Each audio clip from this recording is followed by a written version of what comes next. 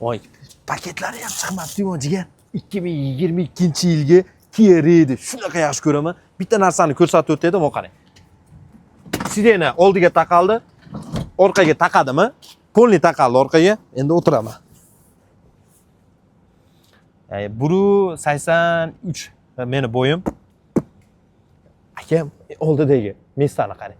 Kia Red 2022-yilga kecha nomer taqilibdi. Sveji Peregon. Plyonkalari ham chiqmabdi. Ko'rib turganingizdek, oilaga minib qo'yadigan semenniy mashina deyman.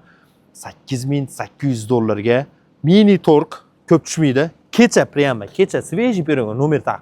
Yangilangan emblemallarda Kia Red Navrochenni mashina diskalari ham уже cho'stoy turibdi.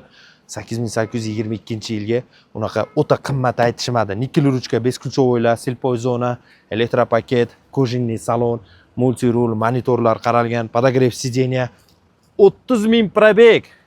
Akam 30,000 probegi bilan podogrev rullarigacha bor ekan. Kengliklariga hech kim hech qaysi mashina bilan sporit etmasin buni. O'ta bag'ri keng mashinalardan biri. Semenniy aytganimdek va Gorod Bob mashinalardan biri. 8,800 bugun 30-yanvar telefon qiling, narxini kelishib oling.